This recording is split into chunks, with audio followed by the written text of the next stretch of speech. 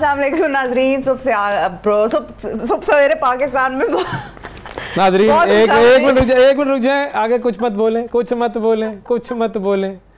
कल मैंने क्या कहा था कि भाई मसला है कुछ जहन और जुबान साथ नहीं दे रही है, आज भी यही मसला है। क्यों आप लोग मेरी बात नहीं मान रहे? नहीं नाजरीन, दरअसल हुआ ये कि बैकग्राउंडर हमारी कुछ बातचीत चल रही थी और अचानक हमारा जो है ना वो काउंटडाउन आया है, तो इसलिए मेरा फोकस शिफ्ट हुआ है। तो मैं वो इसी बात में अटकी हुई थी जो हम बात कर रहे थे। तो मैं भी यही कह रहा हूँ कि बैकग्राउंड में कुछ होता है तो इंसान का जहन और जुबान साथ नहीं देती है, यही तो मैं कह रहा हूँ।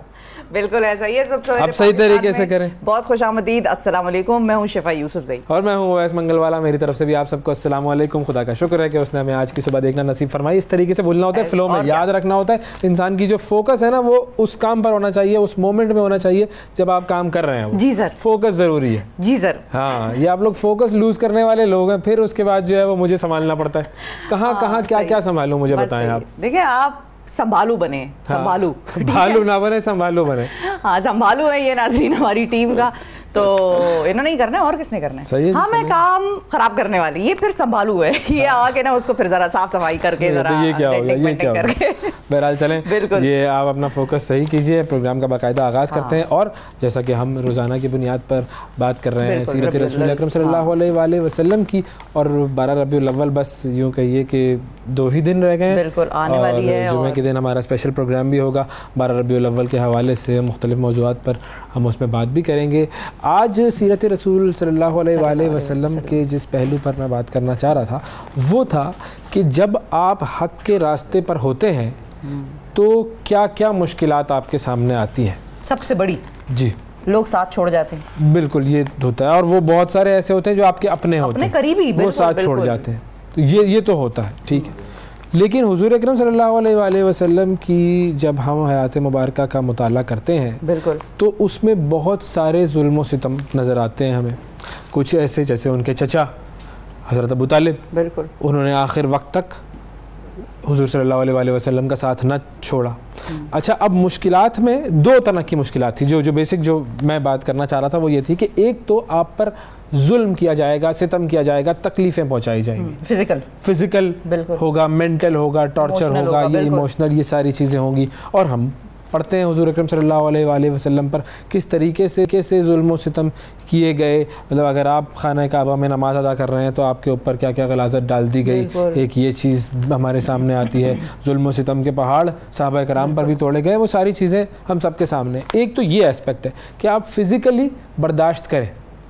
दूसरा एस्पेक्ट जो आता है वो आता है ऑफर्स का।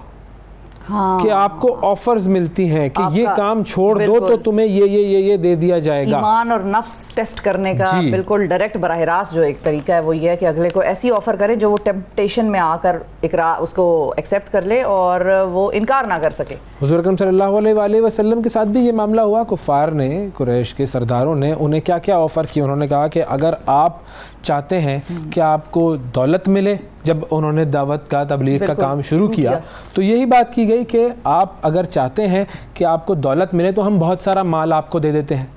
अगर आप चाहते हैं कि आपको सरदारी मिले तो हम अपनी कौम का सरदार बना लेते हैं आपको। अगर आप चाहते हैं कि आपको बादशाहत मिले तो आपको हम अपना बादशाह बना लेते हैं। अगर आप चाहते हैं कि शादी करना है तो आपको हमारी जो सबसे अमीर तरीन ख़वातीन या जो खूबसूरत तरीन ख़वातीन हैं उनसे शादी करवा देते हैं। गर्ज़ एक एक चीज़। और फिर उस पर हुज़ूर सल्लल्लाहु अलैहि वसल्लम का जवाब कि अगर मेरे एक हाथ पर चाँद और दूसरे हाथ पर सूरज भी लाकर रख दिया जाए तो भी मैं ये काम करता रहूँगा। ये काम क्यों करता है इंसान? आप फिज़िकल टॉर्चर भी बर्दाश्त करते हैं, आप ऑफ़र्स को भी रिजेक्ट करते हैं। क्यों? क्योंकि आप हक पर होते हैं और हक आप पर खुलकर वाज़े हो चुका होता है। और जब हक खुलकर वाज़े हो जाए और उसके बाद आप उससे इनकार करें, ये है असल कुफ्र। वो जो कुफ्र है उसका मतलब ही इनकार करना है ना। इनकार वो तो करेगा कि जिसने सही तरीके से देखा ना हो, समझा ना हो। बिल्कुल, जब सब कुछ सही तरीके से सामने आ गया फिर आप इनकार करें तो असल में आप कुफ्र पर होते हैं और वो आपका असल इम्तिहान होता है। अब उस वक्त आपकी कन्विक्शन होती है कि आप ये देखते हैं या आप जानते हैं कि हाँ मुझे पता है कि मैं हक पर हूँ, मेरे सामने फ़ायदे भी हैं मादी, मेरे सामने एक टॉर्चर भी है जो मैं फ़िज़िकल बेयर कर सकता हूँ। एक इंसान एक हद तक ही फ़िज़िकल टॉर्चर बेयर कर सकता है, लेकिन उन तमाम चीज़ों को पस से पुश डालकर हुज़ूर अकरम सल्लल्लाहु अलैहि वसल्लम ने सबसे बेहतरीन मिसाल हमारे सामने ये कायम की कि तमाम चीज़ों को छोड़कर सिर्फ़ और सिर्फ एक चीज़ पर फोकस किया कि हमें अल्लाह ताला का पैगाम दुनिया में फैलाना है, और वो जो मिशन था वो हमें दे गए हैं। बिल्कुल, हम कैसे इस पर अमल करते हैं ये हमें देखना है। बिल्कुल बिल्कुल। और यहाँ पे एक छोटी सी बात मैं करना चाहूँगी कि जब हम ये फिजिकल टॉर्चर की बात करते हैं या इमोशनल टॉर्चर की, तो जाहिर है वो तो अल्लाह ताला ने फरमा दिए,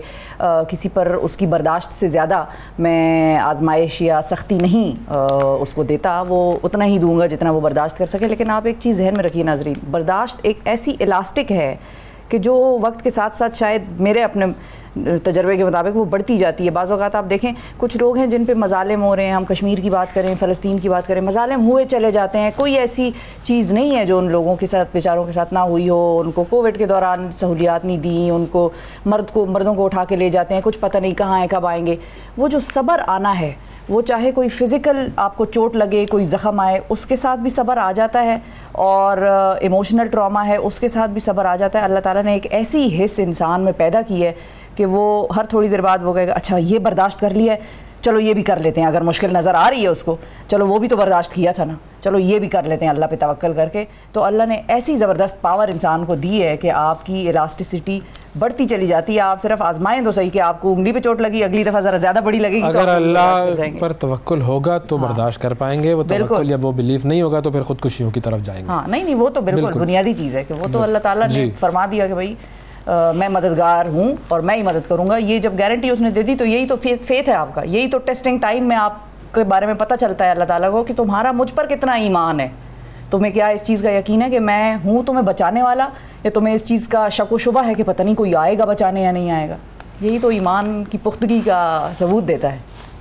नाज़रीन, ये थी हमारी गुफ्तगू इब्तिदाई हुज़ूर अकरम सल्लल्लाहु अलैहि वसल्लम की सीरत के हवाले से और उस सीरत से हासिल असबाक के हवाले से। आगे बढ़ते हैं प्रोग्राम में, 60 सेकंड न्यूज़ की तरफ चलते हैं। नवाज शरीफ की वापसी पर कानूनी राय ली जाएगी, जो भी करेंगे कानून के मुताबिक करेंगे, वज़ीर आज़म अनवारुल हक काकड़। पंजाब की निगरान काबीना ने इलेक्ट्रॉनिक वोटिंग मशीन ख़त्म करने की मंजूरी दे दी। एहतसाब अदालत ने मोन सिलाही के नाकाबिल ज़मानत वारंट गिरफ्तारी जारी कर दिए। इसहाक डार के खिलाफ असासाजात केस दोबारा खुल गया, अदालत ने तलब कर लिया। इन्हीं खिलाड़ियों ने टीम को नंबर 1 बनाया और यही मैचेस जितवाएंगे। बाबर आजम का वर्ल्ड कप टीम सिलेक्शन का भरपूर दिफा। नगोर्नो काराबाख के ऑयल डिपो में धमाके से हलाकतों की तादाद 125 हो गई। भारतीय रियासत मणिपुर में 5 माह बाद बहाल होने वाली इंटरनेट सर्विस दोबारा बंद। इसराइली ओहदेदार पहले एलानिया दौरे पर सऊदी अरब पहुंच गए। इसराइल के वज़ीर सियाहत हाइम कांट्स अक़वाम मुत्तहिदा की सियाहती तंजीम की कॉन्फ्रेंस में शिरकत करेंगे। बांग्लादेश में डेंगू बुखार से 900 अफराद हलाक। बाबर आजम ने कह दिया है, अहम बात कह दी है उन्होंने। क्या? उन्होंने कह दिया कि भाई देखो, इन्हीं खिलाड़ियों ने जो है वो अच्छा परफॉर्म किया था, अभी यही आगे भी उम्मीद यही है कि हम ये अच्छा खेलेंगे और अच्छा परफॉर्म करेंगे, यही है भाई, और कौन हो सकता है? तो और कौन हो सकता है, और क्या? तो इसीलिए कोई ऐसी वैसी बातें ना करें। इंशाल्लाह हमारी टीम जो है वो जा रही है और बैकअप करना है हमने अपनी टीम को। बेसिक चीज़ ये है। क्या हुआ, क्यों हंस रहे हैं? बिल्कुल बिल्कुल, कोई नेगेटिव बात ना बर्दाश्त नहीं करूंगा। हाँ बस वो फिर नाजरीन, वो तो आपको फिर अवैस का आलम पता ही है। जब मैं कहती हूँ अवैस को क्रिकेट पे बात करें तो अवैस कहते हैं क्यों करें नहीं करनी। तो ये तो नाजरीन आपको याद ही होगा। कभी वो भी हो जाता है। हाँ, तो लेकिन ये है कि all the best to the team. और जाहिर है दुआएं तो आपके लिए ही हैं भाई, और तो हमने किसके लिए दुआ करनी है? में वो अभी इंडिया के रास्ते में रवा हो गए हैं, वो रवाना दवाना है, दुबई पहुंच गए। दुबई में अब वो 8-9 घंटे का स्टे है जो भी है उनका, रात में वो पहुंच जाएंगे हैदराबाद दक्कन, और जुम्मे को होगा पहला मैच। हैदराबाद में जाके वो पहली चीज क्या खाएंगे? ये खाने के लिए नहीं जा रहे, एक तो ये बड़ा मसला है भाई, क्रिकेट खेलने जा रहे हैं वो। आपको तो ये दुनिया में कहीं पर भी इनके साथ चले जाओ ना, तो इनकी पहले लिस्ट होती है, अच्छा ये खाना ये खाना ये खाना। अरे भाई आप जा रहे हैं टूरिज्म के लिए, एंटरटेनमेंट के लिए, टूरिज्म में खाने का बहुत बड़ा अमल दखल है, बल्कि खाने ही का अमल टूरिज्म में तो है, लेकिन स्पोर्ट्स में नहीं है। लेकिन देखिए हर चीज को एंजॉय करें। हाँ एंजॉय करें, फिर बाद में जब टेंशन हारते हैं ना तो फिर कौम जिस तरह एंजॉय करवाती है, हैदराबादी बिरयानी बहरहाल ये टीम के लिए नहीं मैं सजेशंस दे रही, मैं तो अपने ख्यालों में सोच रही हूँ कि हैदराबादी बिरयानी होगी वहाँ पे दक्कन की। तो खैर बहरहाल ये है सिलसिला। और तो वो रात में पहुंचेंगे न्यूजीलैंड से, उनका जुम्मे को वार्म अप मैच है। बिल्कुल। और बहरहाल वेरी गुड, शाबाश, वी आर देयर, गुड जी बिल्कुल। और एक और खुशखबरी भी खेलों के हवाले से है नाजरीन, वो चीन से आई है। लेकिन ये है कि वो हम आपको प्रोग्राम में जरा आगे चल के देंगे, जब उसके हवाले से हम बात करेंगे तो वो हम आगे बताएंगे आपको। एक और खबर है और बहुत ही खुशगवार खबर है, और आपको एहसास होता है कि कुछ चीज़ें हैं जो अपना रास्ता बनाती हैं और तमाम तर मुश्किलात के बावजूद, जिस तरह हमने अभी शुरू में बात की कि नबी अकरम सल्लल्लाहु अलैहि वसल्लम पे जो मुश्किलें ढाई गईं और जिस तरह से उन्होंने उनका मुकाबला किया, इस्तिकामत और जो उनकी साबित कदमी रही, वही दीन आज तक हम देख रहे हैं कि वो फैलता चला जा रहा है। और आज तक वो कोशिशें हो रही हैं कि उसको किसी न किसी तरह रोका जाए। बरतानिया में रवां साल लड़कों का सबसे ज़्यादा रखा जाने वाला नाम जो है वो मोहम्मद है। और बरतानिया में रवां साल लड़कों और लड़कियों की सबसे ज़्यादा रखे जाने वाले नामों की फहरिस्त सामने आई है। और अखबार जो है उसके मुताबिक बताया ये गया है कि लड़कों का सबसे ज़्यादा रखे जाने वाला नाम जो है वहाँ पर मोहम्मद है। दूसरे नंबर पर जो नाम सबसे ज़्यादा रखा गया है वो नूह है। और हैरी, नूह जो है वो तो वो अंग्रेज भी रखते हैं ना, नो भी रखते हैं। अंग्रेज से मतलब ये कि उनका नोआ, हाँ बिल्कुल, NOAH रखते हैं, बिल्कुल। और हैरी के नाम की मकबूलियत जो है वो 13वें से गिरकर जो है वो 23वें। तो हैरी का काम ऐसे होंगे ना हैरी के तो मामलात वैसे ही उनके साथ। मैं वही कह रहा हूँ कि हैरी जो है वो जरा हेरा फेरी करता है, तो फिर हेरा फेरी के चक्कर में उसके नाम की मकबूलियत कम हो गई। अच्छा, और नौमौलूद लड़कियों के रखे जाने वाले नामों की अगर मैं आपको बात बताऊं तो मेगन नाम की मकबूलियत कम हो गई है। फिर हैरी और मेगन तो साथ साथ जुड़े हुए। बिल्कुल ऐसा ही है। और इस साल जो नाम लड़कियों के रखे गए हैं उनमें लिली सर फहरिस्त है। ये तो बड़ा लिली बड़ा कॉमन सा है, लिली हमारी भी एक है, लिली आंटी। हाँ आंटी लिली। तो ये सर फहरिस्त है। जबकि लड़कियों के लिए सोफिया नाम की मकबूलियत जो है वो एतबार से दूसरे नंबर पर। क्या याद दिला दिया, कौन सी सोफिया? वैसे छोड़ दे, रहने दे, हर बात खुल के नहीं बयान की जा सकती। वाह वाह वाह, जबरदस्त। सोफिया जो है वो मकबूल नाम है ना, सोफिया मकबूल दूसरा नाम है, ठीक है, सही। और उससे पहले जो है वो लिली है, लिली। बिल्कुल सही, good good, very good very good. अच्छा, मैं जो आपको बता रहा था सऊदी अरब वाली जो बात हम कर रहे थे, सऊदी अरब और इसराइल वाली, वो ज़रा मैं आपको उसकी ज़रा तफसील बता दूँ। जो कुर्बतें हैं ना ये बढ़ रही हैं, मोहब्बतें बढ़ रही हैं और ये तेज़ी से बढ़ रही हैं सऊदी अरब और इसराइल के दरमियान। अच्छा, और सऊदी अरब और भारत की भी जो है वो बढ़ रही है। मैंने अभी एक अखबारों में जो कार्टून बनते हैं ना, वो मैंने देखा है, एक कार्टून उसके अंदर दिखाया हुआ है, भारत के किसी अखबार में वो छपा है वो कार्टून कि एक सऊदी कपड़ों में मलबूस एक शख्स है और एक मोदी टाइप दिखने वाला शख्स है। तो वो सिंबोलिज्म आप देख लें, कौन लोग, वो दोनों गाड़ी में जा रहे हैं और ये इस तरह हाथ वाथ हिलाते हुए, और दोनों की चेहरे से खुशी और मुस्कुराहट है, और साइड पे एक पाकिस्तानी बैठा हुआ है, वो जा रहा है। उन्होंने जो दिखाया है कि पाकिस्तान पंचर बनाते हुए, बस तुम पंचर बनाते रहो, हम गाड़ी में बैठ के निकल गए, और उस पर लिखा हुआ है उम्मत। उम्मत सही है, ये उम्मत हो गई है। हाँ। तो अब खुद ही सोच लें, जो उम्मत के रखवाले हैं, जो उम्मत के लिए काम कर रहे हैं, जो उम्मत की बातें करते हैं, सोच लें, प्रैक्टिकल मेजर्स में देखें कि वो कहाँ है और क्या है। हम अगर कुछ अर्ज करेंगे तो शिकायत हो जाती है ना, ये भी तो बड़ा मसला है। तो बहरहाल अब अमेरिका जो है वो दोनों ममालिक के दरमियान सालसी का किरदार अदा कर रहा है, और इसराइल और सऊदी अरब में, और यूँ महसूस होता है कि किसी भी वक्त सिफारती ताल्लुकात के क़याम का ऐलान हो जाएगा। और गुज़िश्ता रोज़ तारीख़ में पहली मरतबा इसराइली वज़ीर और दीगर अहलकार सऊदी अरब पहुँचे, और वो एक टूरिज़म कॉन्फ्रेंस वगैरह के सिलसिले में पहुँचे, वहाँ के टूरिज़म मिनिस्टर। अच्छा, सऊदी अरब ने एक और काम भी किया जो कि अच्छा पॉजिटिव काम है। सऊदी अरब ने तारीख़ में पहली बार फ़लस्तीन अथॉरिटी जो है वो उस इलाके के लिए अपना सफ़ीर मुकर्रर कर दिया। सऊदी सफ़ीर है जी नाइफ बिन बंदरा, वो उर्दून से फ़लस्तीनी अथॉरिटी पहुँचे, जहाँ पर उन्होंने फ़लस्तीनी सदर जो महमूद अब्बास हैं उनको अपनी सफारती इसनाद वगैरह पेश की। और ये फ़लस्तीन में सफारती मामला देखेंगे, लेकिन उनका जो दफ्तर है वो फ़िलहाल उर्दून में ही होगा। ठीक है, तो ये चीज़ें हुई हैं, मतलब वो एक हाथ से इधर इधर मिला रहे हैं, हाथ एक तरफ इधर कर रहे हैं, ये क्या कर रहे हैं?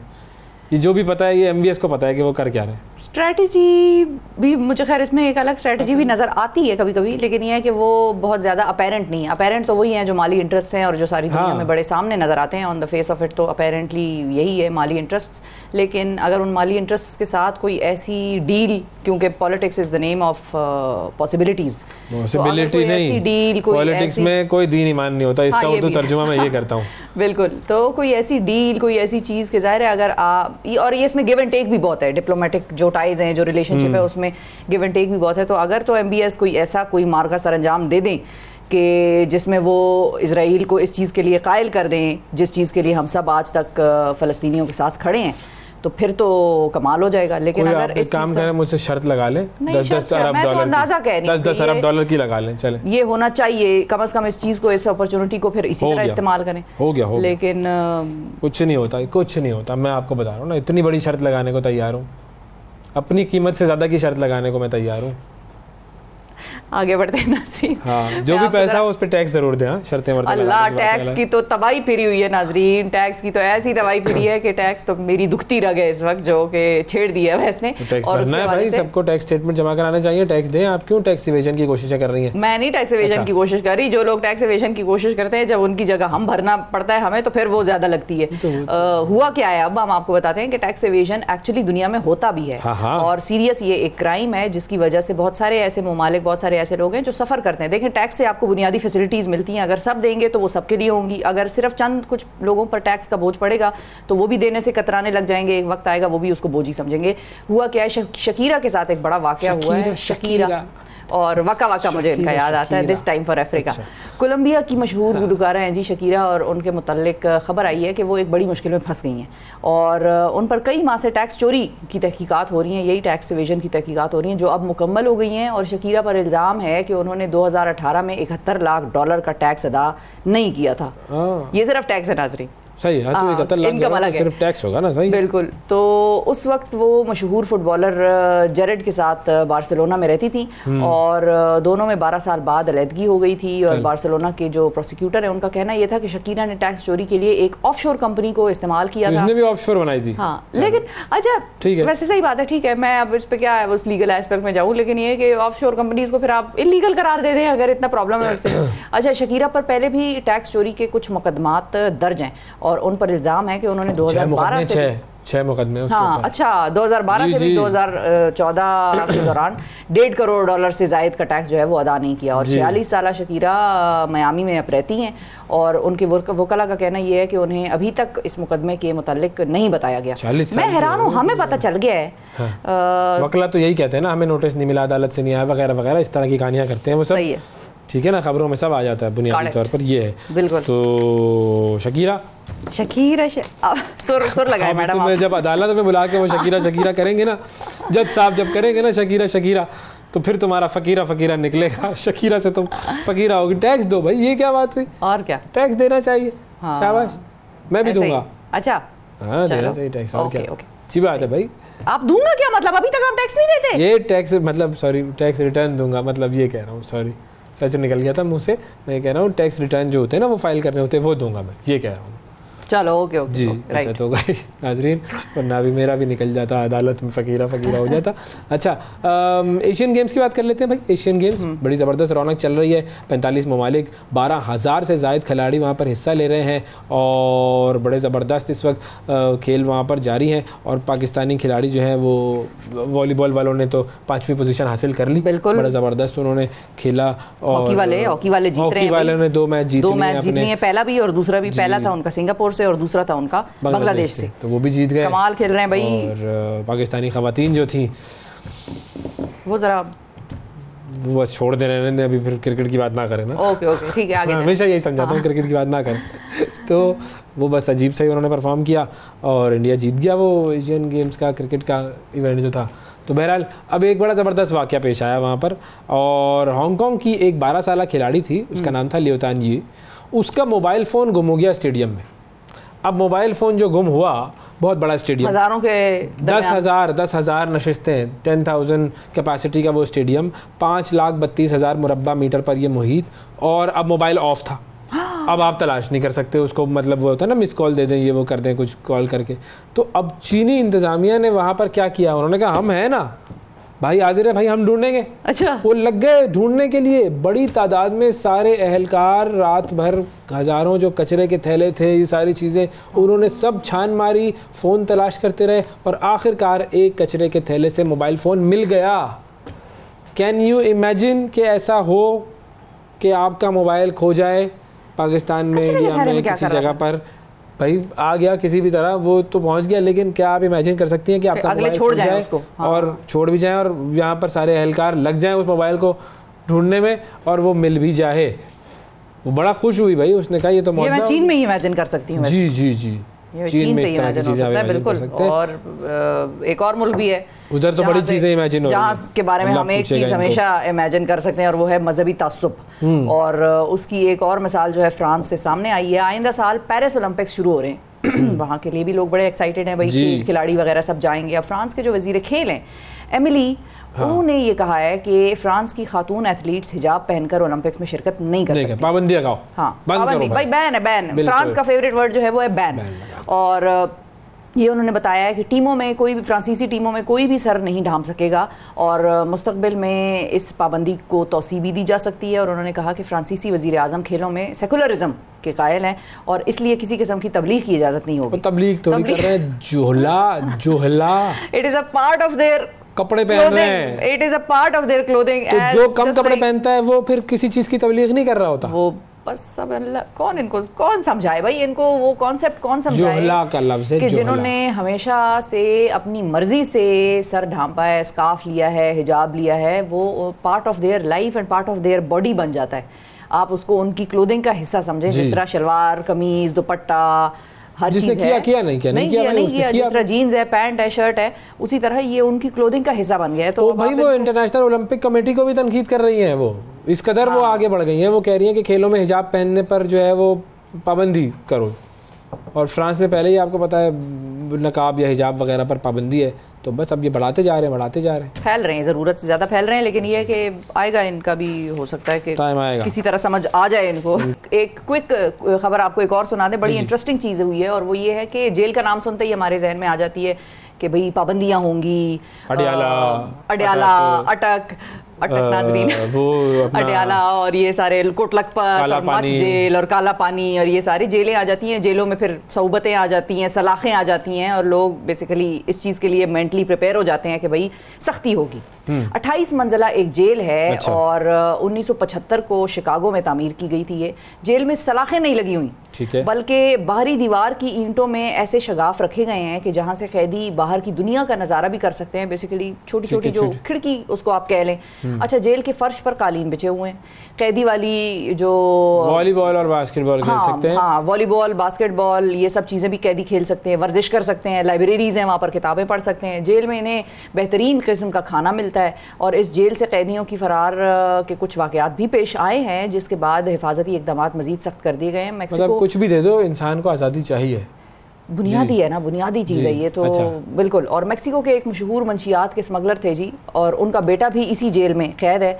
और अजीब सी ये जेल है, समझ नहीं आती लोगों को, लेकिन ये है कि है ये जेल और सख्ती है, आप वहाँ से निकल नहीं सकते हैं, लेकिन बाकी फैसिलिटीज़ बाकी चीज़ें आपको वहाँ पर मौजूद हैं। और बेसिकली नाजरीन, जेल का जो मकसद है ना, वो इंसान को मज़ीद बड़ा क्रिमिनल बनाना नहीं है, उसकी तस्हीह करके उसको एहसास दिलाना कि भाई तुमने जुर्म किया था, तुमने ये गलती की थी और कुछ सजाओं की बिल्कुल सजा भुगत के आप बाहर आए। कुछ सजाओं की तो मतलब हमें तो कैसे कैसे गुनाह हम नहीं करते और अल्लाह ताला से हम एक्सपेक्टेशन रखते हैं कि वो हमें माफ़ कर देगा। तो जब वो माफ़ कर सकता है तो फिर हम बतौर इंसान बहुत सख्त कभी कभी वर्डिक्स दे देते हैं। और ये मैं उन हीनियस क्राइम्स के बारे में नहीं कह रही कि जिन पे माफ़ी नहीं होनी चाहिए। मैं अदरवाइज छोटा कोई चोर है, कोई आजकल के हालात, तो इस चीज़ पर, लेकिन ये है कि वो भी still I am not encouraging thief और पीपल लाइक दोज, लेकिन ये है कि हमारे जेल लोगों को बड़ा क्रिमिनल बना देते हैं, उनकी तस्हीह करके उनको वापस मुआशरे में निकालना है, ये जेल का मकसद है। ठीक है जी, ब्रेक का भी एक मकसद है, ब्रेक का बड़ा खास मकसद है जी। लेकिन अब हम जाएंगे उस ब्रेक पर ताकि मकसद जो है वो अचीव हो सके। Stay with us. सुबह सवेरे पाकिस्तान, सुबह सवेरे पाकिस्तान, सुबह सवेरे पाकिस्तान। वेलकम बैक सुबह सवेरे पाकिस्तान में एक मरतबा फिर खुशामदीद। अब आपकी मुलाकात करवाते हैं जी एक इंस्पायरेशनल पर्सनैलिटी। इंस्पायरेशन आप लें इनसे और बड़ा ज़बरदस्त काम इन्होंने किया है जी। सीमाब साहिबा है जी, उन्होंने क्या कारनामा अंजाम दिया है ये हम आपको बताते हैं। और इन्हें बुलाया गया बुनियादी तौर पर हार्वर्ड यूनिवर्सिटी लेक्चर देने के लिए। बिल्कुल। अब एक लेक्चर तो वो है जो हम रोज़ाना यहाँ बैठ के टीवी पे दे रहे होते हैं, और असल जो लोग होते हैं उनको हार्वर्ड यूनिवर्सिटी वाले बुलाते हैं कि भाई आप वहाँ आकर लेक्चर दीजिए। बिल्कुल। फातिमा जिन्ना मेडिकल यूनिवर्सिटी की ये तालिबा हैं। अब हार्वर्ड यूनिवर्सिटी में इन्हें किस वजह से बुलाया गया, क्या लेक्चर था, क्या मामला था, और इस वक्त हमें ज्वाइन कर रही हैं सीमाब साहिबा और अपने वालिद साहब के साथ वो हमारे प्रोग्राम में शिरकत कर रही हैं, महमूद विर्क साहब, जो कि ट्रैफिक पुलिस वार्डन है। अस्सलाम वालेकुम। आप दोनों को बहुत शुक्रिया, आप लोगों ने वक्त निकाला प्रोग्राम के लिए। वालेकुम अस्सलाम, बहुत शुक्रिया। थैंक यू जी। अच्छा जी, सबसे पहले तो सीमाब ज़रा आप बताइए कि ये जो लेक्चर था ये किस चीज़ का लेक्चर था, आपको कैसे इनवाइट किया, क्या चीज़ उन्होंने देखी कि आपको उन्होंने बुला लिया? हम तो यहाँ पूरा दिन लेक्चर देते रहते हैं टीवी पर, कोई फ़ायदा नहीं हो रहा। वालेकुम अस्सलाम, सबसे पहले बहुत शुक्रिया आपका बुलाने के लिए। तो जो लेक्चर था it is actually based on the role of the planetary health and the youth in Pakistan. तो बेसिकली मैंने एब्स्ट्रैक्ट सबमिट करवाया था for my project and it got accepted for the side as a side event speaker for at Harvard medical school. So yeah. अच्छा, और आपको उन्होंने बुलाया क्यों? मतलब कौन सी ऐसी प्री रिक्विजिट्स थी जो आपने टिक किए बॉक्सेस, कौन सी ऐसी चीज आपने की? रिसर्च पेपर जो था उनका वो एक्सेप्ट हुआ ना? बिल्कुल, लेकिन नहीं उससे पहले भी मतलब रिसर्च पेपर्स भी तो बहुत सारे लोग लिखते हैं ना। ऐसा थोड़ा सा अपना अगर जर्नी आप अपना हमारे नाजरीन के लिए बताएं ताकि उनको भी समझ में आए कि क्यों आपकी सिलेक्शन हुई या आपके पेपर की सिलेक्शन हुई। Actually, I have worked a year with them, Planetary Health Alliance के साथ as an ambassador. I have worked with them for the planetary health purposes. इसकी applications जब calls open हुई थी तो they guys received almost 150 applications. Out of them, they selected 54 people, like 54 from all over the world.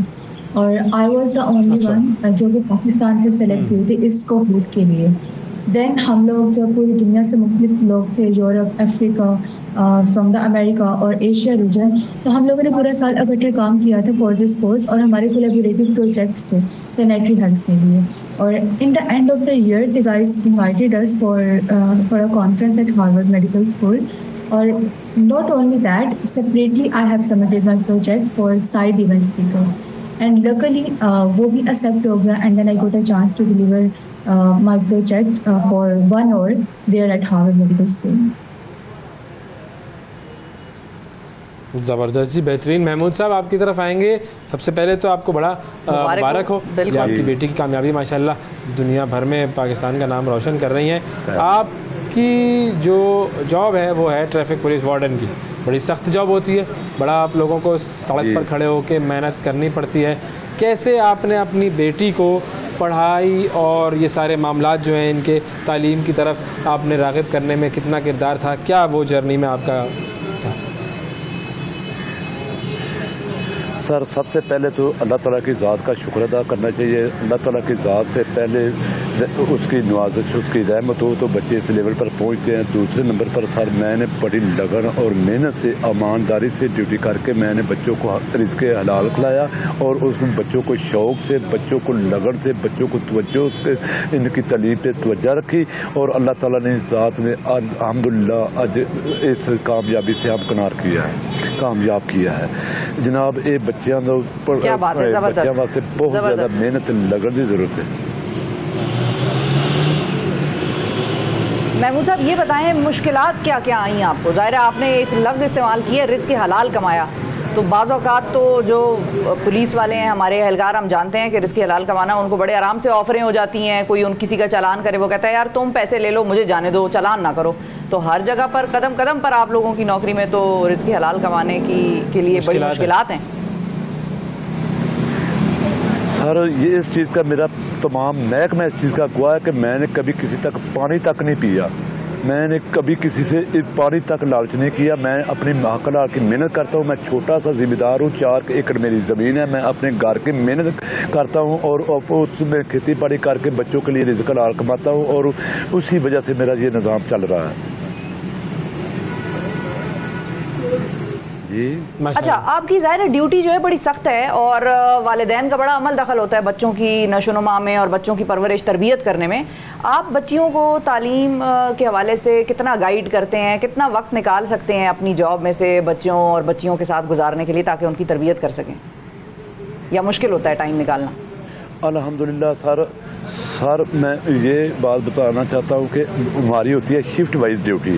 सुबह 7 बजे से लेकर 2 बजे तक, 2 बजे से लेकर रात 9 बजे तक हम एक शिफ्ट ड्यूटी करते हैं। दूसरी सेकंड टाइम पर पहली शिफ्ट ड्यूटी करके सेकंड टाइम मैं 2-2:30 बजे तकरीबन घर चला जाता था। मैं बच्चों को खुद पढ़ाता था, बच्चों को खुद अकेडमी छोड़ कर करता था। बच्चों को मैं सब कुछ बच्चों को ज़ेरे निगरानी उनकी हर चीज़ का मैं एक्टिविटीज़ से हर चीज़ पे मैं तवज्जो रखता था। क्या बात है, ज़बरदस्त। अच्छा सीमा, आप ये बताइए कि इस वक्त आपकी तालीम जो है वो क्या चल रही है? फातिमा जिन्ना मेडिकल कॉलेज में, मेडिकल यूनिवर्सिटी में आप ज़ाहिर मेडिकल ही पढ़ रही हैं, लेकिन क्या डोमेन है आपका? एक्चुअली बिल्कुल मैं फातिमा शाह मेडिकल यूनिवर्सिटी में MBBS की सेकेंड ईयर की तालिबा हूँ और अभी तो हमारा MBBS चल रहा है, लेकिन in the future I'm like looking forward to the neurosurgery, like in the surgery domain. So अच्छा, ज़बरदस्त, बेहतरीन। माशाल्लाह। अच्छा, जब आप हार्वर्ड में गई, वहाँ पर आपने अपना ये पेपर प्रेजेंट किया, तो उस पेपर पर क्या रिस्पांस मिला? एक्चुअली हमारे पास ये था कि ये रिस्पांस जो मेरा लेक्चर था, it was based on the role of planetary health and the youth, क्योंकि I was a representative of youth from Pakistan, being the girl of 19. तो हमारी जो डिस्कशंस थी, लाइक आई रिमेंबर कि कुछ हमारे पास मेंबर्स थे फ्रॉम द यूरोप, इटली से थे, they were professors of the MPhil in the dietitians etcetera. और कुछ जो मेरा लेक्चर था उसमें हार्वर्ड मेडिकल स्कूल के स्टूडेंट्स थे, कुछ यूनिवर्सिटी ऑफ कैलिफोर्निया के थे, and then some from the African region. तो हमारी जो डिस्कशंस थी दैट वाज आउटकम बेस्ड, और हम लोगों ने उसके आउटकम्स में like after that lecture we are going to have the collaborations on another research projects together, जिसमें हम लोग लुकिंग फॉरवर्ड कर रहे हैं कि हम लोग पाकिस्तान के यूथ के रोल को मज़ीद डिफाइन करें। एंड द नेक्स्ट ईयर यही like this conference is going to held in the Malaysia. अच्छा, इस पूरी एक्सरसाइज से आपका वहाँ जाना, रिसर्च पढ़ना, फिर उसके बाद लोगों से वहाँ पर मिलना, डिस्कशंस करना, इससे लर्निंग्स क्या मिली पाकिस्तान के हवाले से और पाकिस्तान की जो आप कह रही हैं मैटरनल हेल्थ जो है उसके हवाले से, और बाहर के ममालिक से कंपैरिजन के हवाले से क्या लर्निंग्स थी? एक्चुअली मैं जो सबसे पहली चीज़ कहना चाहूँगी that was the student and the teacher relation there. I was the youngest there, like जो मेरे कोलीग्स थे even they were the PhD scholars and I was just a medical student जो जिसके भी प्री क्लिनिकल ईयर्स थे, but the guys didn't feel me कि I am so young और I am so junior. In the discussions we were together कि जैसे we were on the same level. So I think this is the first thing that I felt कि पाकिस्तान में अगर इस तरह की encouragement हो for the students despite their experience कि they guys on the same level, so that brings the confidence in the people.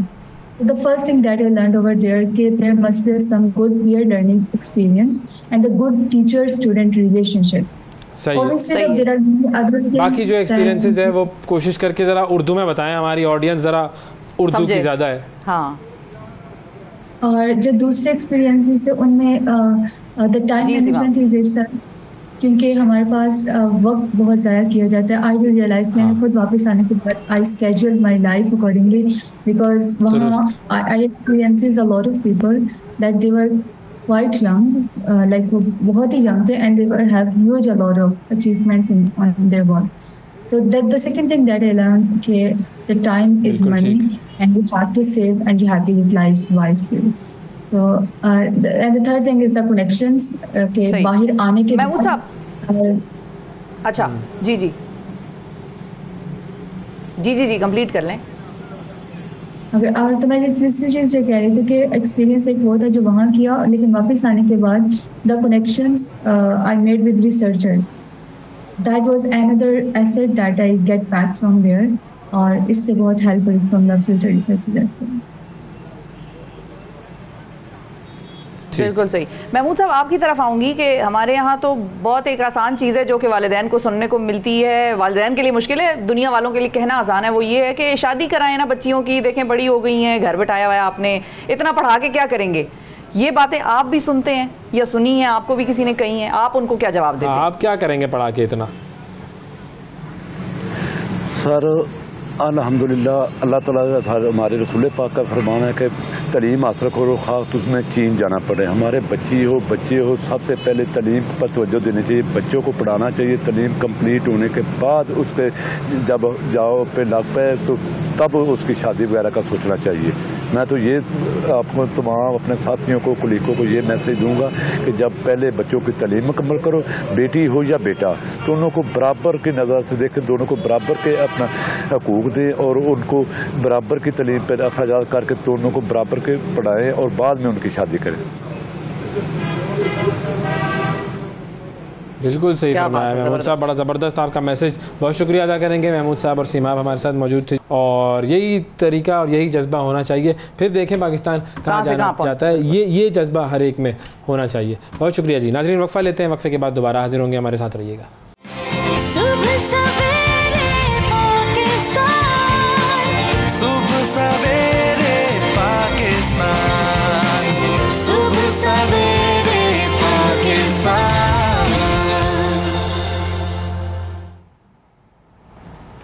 Welcome back जी। तारीख़ के अवराक अगर पलटे जाएं तो हर सफ़े पर इंसान को ग़ुलाम बनाने की ख्वाहिश नज़र आती है। माजी में ग़ुलामी जो है वो हर समाज का एक बड़ा अहम हिस्सा थी, नागुज़ीर हिस्सा थी, लेकिन जब सनती इनकलाब आया, मशीनों ने ग़ुलामों के ज़िम्मे बहुत सारे काम संभाल लिए, तो इंसान का ज़मीर भी थोड़ा सा जागा और ग़ुलामी के इख्तिताम का सफ़र शुरू हुआ। ग़ुलामी ख़त्म हुई, लेकिन इंसान की जो फितरत है वो ना बदल सकी। आज आपको एक ऐसी तारीख़ से वाकिफ़ करते हैं हम कि जानबूझकर जिसे छुपाया गया, क्योंकि ये ज़ाहिर है मगरिब के ऊपर एक बहुत बड़ा धब्बा है, तो वो धब्बे तो छुपा लिए जाएंगे।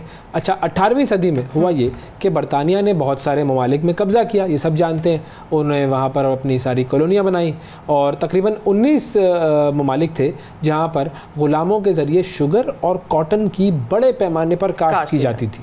फिर जब बरतानिया ने ग़ुलामी को ख़त्म करने का ऐलान किया तो बड़े बड़े रकबों के मालिकान और कंपनियों ने अब कहा कि भाई अब क्या करें, हमें तो बंदे चाहिए काम करने के लिए। तो उन्होंने एक सिलसिला शुरू किया जिसका नाम था इंडेंचर लेबर। ये क्या होता है सिलसिला? बिल्कुल। अच्छा, इसमें दूसरे ममालिक के शहरियों को एक इकरारनामे के ज़रिए, धोखे के ज़रिए मखसूस मुद्दत तक मुलाजमत दी जाती थी और इस दौरान उनकी हैसियत एक ग़ुलाम की होती थी। बेसिकली वो बाउंड होता था कि उसने वो सर्विसेज उनको देनी है, उन्हें कोई उजरत नहीं मिलती थी, उन्हें एक मालिक दूसरे को फ़रोख्त कर देता था और ये कर सकता भी था, वो लीगली उसको इजाज़त थी उस कॉन्ट्रैक्ट के तहत। अच्छा, उन पर तशद्दुद किया जाता था, खुराक इंतहाई कम दी जाती थी, उन्हें बड़ी तादाद में एक ही कमरे में बंद रखा जाता था और उनकी औरतों के साथ जिनसी ज़्यादती एक मामूल था। अच्छा, बरतानवी कॉलोनियों में लाए जाने वाले ज़्यादातर जो अफराद होते थे वो हिंदुस्तानी थे, लेकिन एक बड़ी तादाद जो है वो चीन से, जापान से, पोलिनेशिया से भी लाया जाता था। भेड़ बकरियों की तरह वो बहरी जहाज़ों में ठोंस कर उनको लाते थे। गैर सेहतमंद माहौल होता था वहाँ पर, उसकी वजह से वो हैज़ा फैल जाता था, कभी टाइफाइड फैल जाता था और एक अंदाजे के मुताबिक हर 5 में से एक इंसान दौरान सफ़र जहाँ से मर जाता था। और ज़ाहिर है इस सफ़ाक अमल के ख़िलाफ़ आवाज़ें बुलंद होती रहीं और आखिरकार फिर 1917 में बरतानिया ने इंडेंचर लेबर को भी गैर कानूनी करार दिया। उसके ख़ात्मे के बाद मालूम हुआ कि जनूबी एशिया के लाखों लोग मुख्तलिफ बरतानवी नौआबादियों में बिखरे हुए थे, कई नस्लों से ग़ुलामों की ज़िंदगी बसर कर रहे थे और उनकी कम्यूनिटीज़ आज भी कैरेबियन में, जनूबी अफ्रीका में मौजूद हैं। तकरीबन 1830 से 1920 के दौरान मुख्तलिफ ममालिक से 37 लाख लोगों को इस तरीके से लालच देकर लाया गया था, ज़राई रकबों में ग़ुलामों की तरह रखा गया था और बरतानवी साम्राज्य के बेरहम शिकंजों में जकड़ी ये जो गुमनाम नस्लें हैं उनके बारे में आज बात भी नहीं की जाती, ताकि ज़ाहिर है वो जो मजालिम है वो जो किए थे उन्होंने उन पर पर्दा पोशी की जा सके। लेकिन हम तो पर्दे में रहने दो, पर्दा ना उठाओ वाले बात को मानते ही नहीं है। हम कहते हैं हर चीज़ से पर्दा उठना चाहिए, पर्दा उठाओ और हर एक को उसका असली चेहरा दिखाओ। ये चेहरा हम दिखाते रहेंगे। नाजरीन, वक्फा लेते हैं, वक्फे के बाद दोबारा हाजिर होंगे, हमारे साथ रहिएगा। सुबह सवेरे पाकिस्तान, सुबह सवेरे पाकिस्तान। वेलकम बैक जी। नाजरीन, पिछले कुछ दिनों से हम एक मुद्दा बहुत डिस्कस कर रहे हैं और ज़ाहिर है इस पर हुकूमत ने भी बड़ा एक्शन लिया, और वो है जी वो इंजेक्शंस कि जिनके लगाने से लोगों की बीनाई जो है वो चली गई। और इसका सबसे पहले जो इंकिशाफ किया वो चौधरी मंजूर अहमद, जो कि पाकिस्तान पीपल्स पार्टी के सीनियर रहनुमा हैं, उन्होंने किया। अपनी ट्वीट में अपने भाई के हवाले से उन्होंने बताया कि उनके भाई को जब ये इंजेक्शंस लगे तो उनके भाई की बीनाई जो है वो चली गई। इस हवाले से हम बात करते हैं। ज़ाहिर है गवर्नमेंट ने एक्शन तो ले लिया है, लेकिन उनके भाई कैसे हैं और ये मामला किस तरह से पेश आया और क्या हुआ, ये हम ज़रा जानने की कोशिश करेंगे। हमारे साथ पाकिस्तान पीपल्स पार्टी के चौधरी मंजूर साहब मौजूद हैं। अस्सलाम वालेकुम सर। वालेकुम अस्सलाम। बहुत शुक्रिया सर, आपने वक्त निकाला। सबसे पहले तो थोड़ा सा अगर आप हमें समझा सकें कि आपके भाई का किस चीज़ का इलाज चल रहा था, और क्योंकि उसके बारे में मुख्तलिफ आ गई हैं कि भाई वो कैंसर की दवाई थी और शुगर के पेशेंट्स को लगती थी, आपके भाई का स्पेसिफिकली किस चीज़ का ट्रीटमेंट चल रहा था?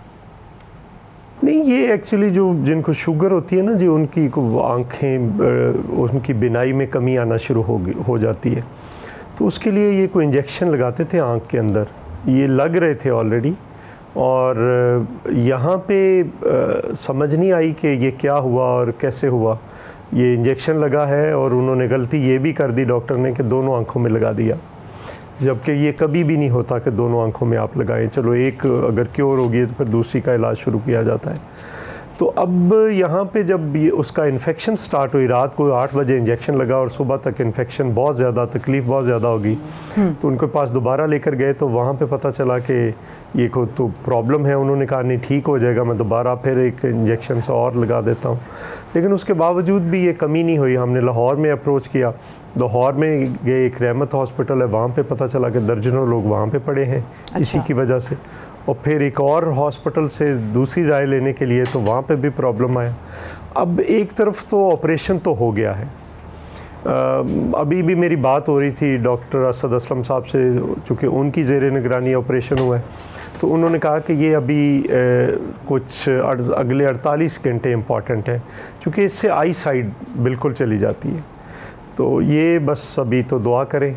देन मैंने फ़ैसला किया कि चलो हमारे साथ तो जो होना था हो गया, अब हम इसको देखें कि कई लोगों की और की जो नज़रें हैं वो बच जाएं, बसारत बच जाए, या हम उससे कोई बेहतर जितने बचाए जा सकते हैं वो तो बचाएं। देन मैंने ट्वीट किया, फिर मैंने मिनिस्टर हेल्थ से बात की, उन्होंने फौरी तौर पर प्रॉम्प्ट उस पर एक्शन किया जावेद अकरम साहब ने, और उसको बंद कर दिया गया, वो सारी मेडिसिन उठा ली गई, और फिर उसके बाद इंक्वायरी भी होगी। अब इंक्वायरी का इंतजार कर रहे हैं कि क्या उसमें हतमी तौर पर आता है। तो ये जो इंजेक्शन उनको लगाए गए थे उसके बाद फिर उनका ऑपरेशन हुआ है दोबारा से?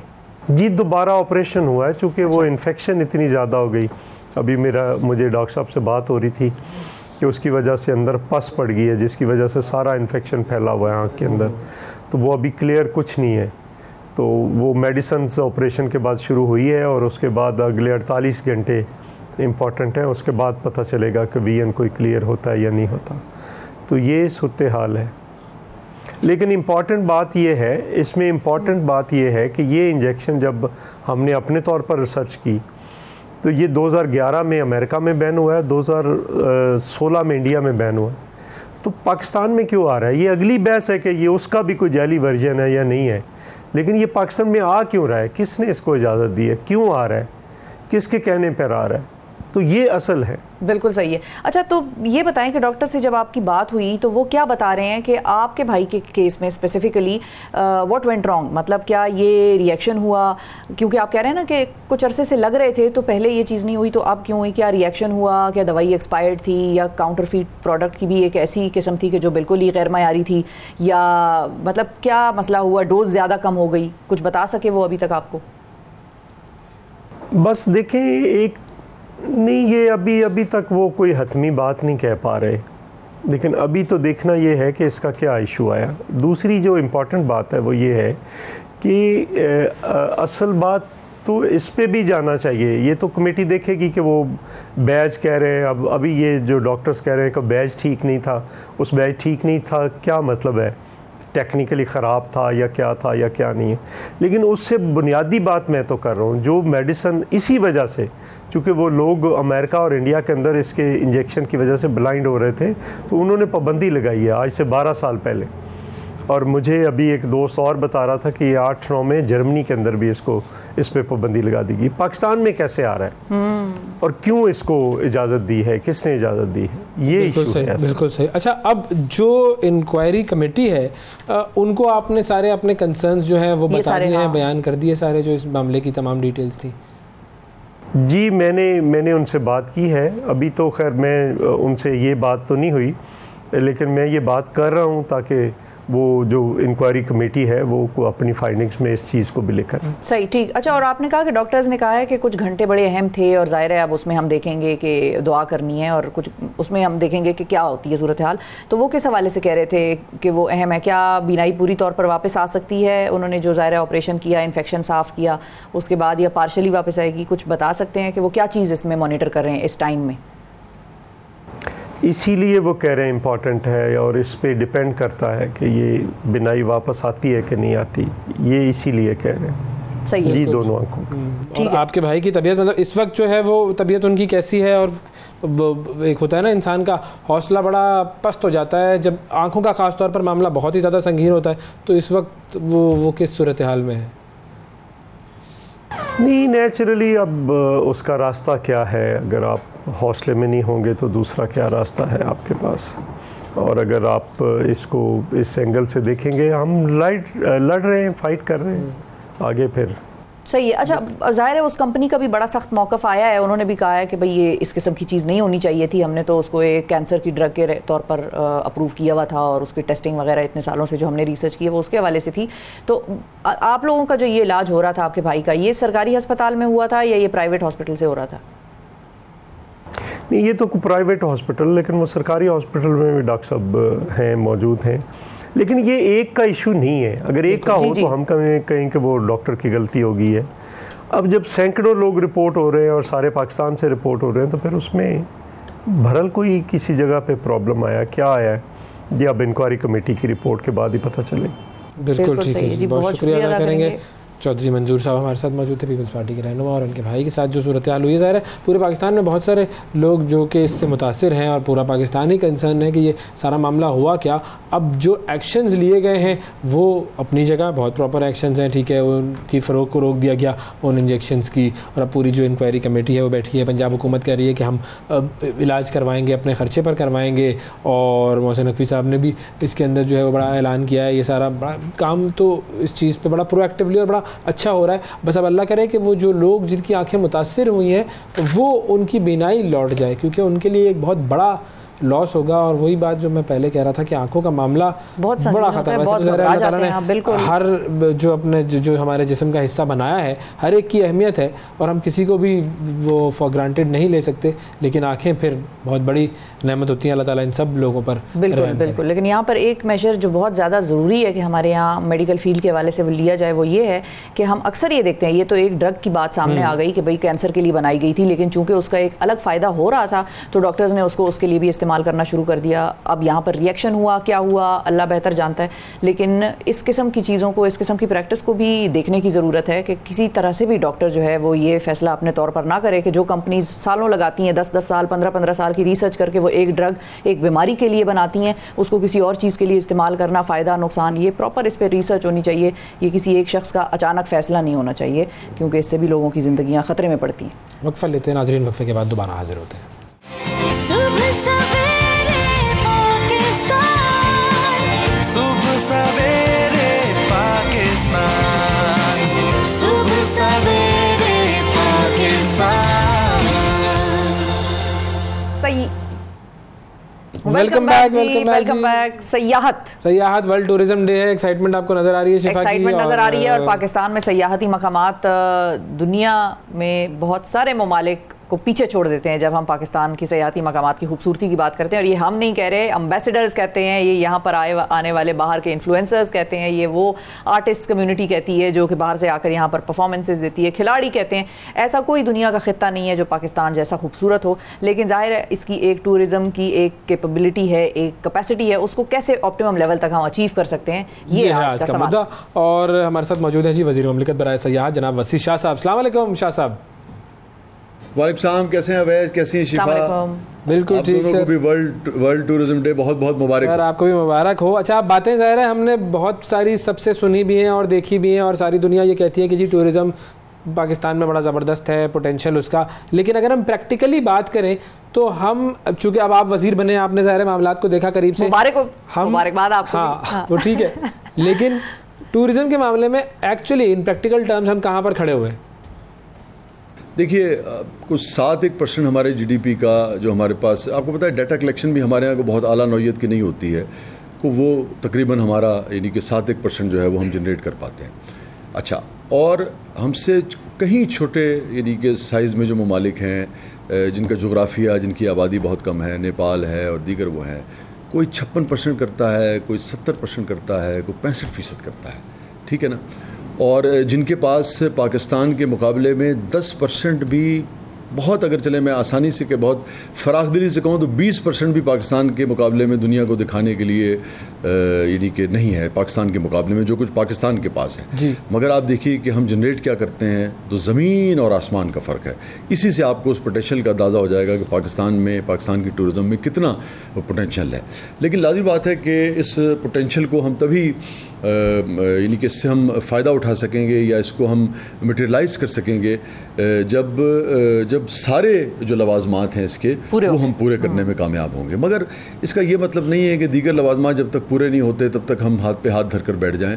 बात वही है कि शिकवे ज़ुल्मत शब से तो कहीं बेहतर था अपने हिस्से की कोई शम्मा जलाते जाते। सो होता ये है कि आप अपने हिस्से का काम करते रहते हैं, पाकिस्तान को शोकेस करते रहते हैं, ज़्यादा से ज़्यादा पाकिस्तान के बारे में, पाकिस्तान की जो मुख्तलिफ़ खुसूसियात हैं नेचर के हवाले से, आर्कियोलॉजिकल जो साइट्स हैं उस हवाले से, जो मनाजिर के हवाले से, मौसमों के हवाले से, इवन मैं तो समझता हूँ फलों के हवाले से, कुजीन्स के हवाले से, वो आप मुस्तकिल बुनियादों पर आप लोगों को बताते रहते हैं। विद इन द कंट्री भी अपने रीजनल जो आपके जो टूरिज़म है उसको भी अट्रैक्ट करते हैं, फिर उसके बाद दुनिया को भी आप बताते रहते हैं। तो आप अपना काम करते रहते हैं और इंशाअल्लाह ताला हालात जो हैं वो मज़ीद बेहतर से बेहतर होते चले जाते हैं। तो आपका काम जो है मुकम्मल होता है, बजाय इसके कि ये इंतज़ार किया जाए कि जनाब सारे हालात जो हैं वो साजगार होंगे और फिर हम जाके दुनिया को बताएंगे कि पाकिस्तान में क्या क्या कुछ है।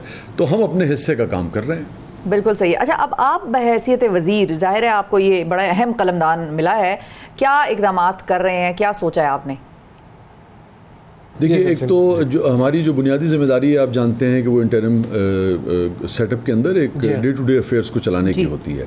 तो डे टू डे अफेयर्स के मामले में जो भी रोज़मर्रा के मामूलात हैं जिसमें खलल ना पड़े, कोई चीज़ रुके ना, बहरहाल एक 25 करोड़ का मुल्क है अल्हम्दुलिल्लाह, और उसको मामलात को चलना तो है जब तक इंशाअल्लाह उल अज़ीज़ इलेक्शन हो और इलेक्टेड गवर्नमेंट आए। तो एक तो उसको हम देख रहे हैं, उसके अंदर रहते हुए मैंने ये किया है कि जो डे टू डे अफेयर्स की जो मैंडेट है उसके अंदर रहते हुए ऐसी पॉलिसीज़ जिससे कोई भी जी शऊर जो है वो इख्तलाफ नहीं कर सकता है, उन पॉलिसीज़ के बनाने में अपना हिस्सा जो हम जो डाल सकते हैं वो डाल दें। उन पॉलिसीज़ के हवाले से जो शऊर हम पैदा कर सकते हैं वो हम पैदा करने की कोशिश कर रहे हैं। उस सफ़र में जितना हम आगे तक जा सकते हैं उसको हम बढ़ने की कोशिश कर रहे हैं। जितना हम कर सकेंगे हम कर देंगे, बाकी आने वाले जो हैं वो फिर उसको वहाँ से आगे लेके चलें। जैसे मिसाल के तौर पे ये जो हमारा माउंटेनियरिंग का सेक्टर है, जो हमारा K2 का, और जो एक्सपीडिशंस होती हैं और जो पूरी दुनिया से जो कोपैमा आते हैं, इस हवाले से आप देखिए कि हमारे पोर्टर्स की बहुत हलाकतें होती थी और उनकी इंश्योरेंस का कोई इंतज़ाम नहीं था। तो हमने यानी कि अब समरी जो है वो हम भिजवा रहे हैं जो मुतल्लिका इदारे हैं कि उनकी 30 लाख कम से कम उनकी इंश्योरेंस जो है वो होनी चाहिए। अब ये एक ऐसी चीज़ है जिससे कोई भी इख्तलाफ नहीं कर सकता, और हमारी अभी भी कोशिश है कि हम 40 लाख तक इसको करने में कामयाब हों। स्टेक होल्डर से हमारी जो मीटिंग्स हुई हैं, मगर 30 में तो हम कामयाब हो गए हैं। अभी आप देखिए मोहम्मद हसन साहब जो हमारे पोर्टर भाई थे, उनका इंतकाल हुआ एक हादसे में, और एक पैसा भी उनको इस मद में इसलिए नहीं मिला कि उससे पहले इंश्योरेंस का कोई बाकायदा कोई इंतज़ाम नहीं था। उस हवाले से हम कोशिश कर रहे हैं। फिर यहाँ पे जो नुकसान होता है वो स्किल की कमी की वजह से होता है, चूँकि कोई स्कूल जो है, बाकायदा ट्रेनिंग सेंटर जो है वो माउंटेनियरिंग का कोई अभी तक कायम नहीं हुआ है। उस हवाले से हम पेशरफ्त कर रहे हैं। और जीबी गवर्नमेंट से इब्तिदा में हम गिलगित बल्तिस्तान यूनिवर्सिटी से हम एक MOU साइन करने जा रहे हैं, जो कि फौरी तौर पे आपको बिल्डिंग वगैरह तो बना नहीं सकते हैं, और मैं समझता हूँ कि ये भी एक बड़ा डिसीजन है जो कि इलेक्टेड गवर्नमेंट आके उस हवाले से करे। हम ये कर रहे हैं कि अपने तौर पे कोई ऐसी शक्ल ज़रूर बना दें, कोई निसाब के हवाले से या जो हम कर सकते हैं, ताकि कुछ ना कुछ काम शुरू हो और फिर आने वाले जो हैं उसको मज़ीद लेकर जाएँ। तो ये भी इससे पहले नहीं हो रहा था। एक स्कूल का क़याम जो है वो करने की कोशिश कर रहे हैं।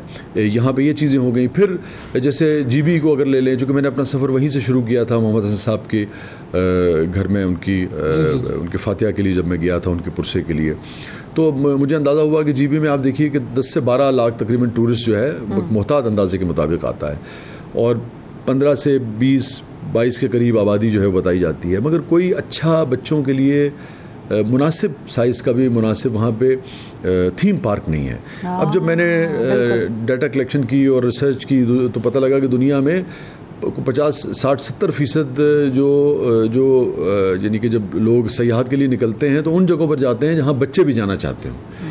तो अब अगर आप अपने बच्चों को जीबी ले जाना चाहते हैं और उनसे कहते हैं कि बेटा एक बच्चे को जो 4 साल का है, 8 साल का है, 10 साल का है, क्या मैं तुम्हें पहाड़ दिखा के लाऊं, तो ये थोड़ी सी उसकी मासूमियत के साथ उसकी जो एक बचपना होता है, मैं समझता हूँ कि उसको खेल की भी तलब है, उसको झूलों की भी तलब है। तो वो अपने जीबी गवर्नमेंट से हमने बात की तो वो ज़मीन देने के लिए उसके लिए तैयार हैं। अब यानी कि हम उसमें कोशिश कर रहे हैं कि मुख्तलिफ बिजनेसमैन जो हैं वो आगे बढ़ें और PPP मोड के ऊपर वो कोई उसमें काम करने की कोशिश करें। हमारे दौर में बात जितनी बढ़ेगी फबेहा, नहीं तो आने वाले जो हैं अगेन ये ख्याल इससे पहले नहीं था कि भाई थीम पार्क जो है बनाया जाए, क्योंकि मैं समझता हूँ कि जिस दिन इंशाअल्लाह अज़ीज़ वो थीम पार्क बनेगा, जिसके भी दौर में बने, ये इशू नहीं है।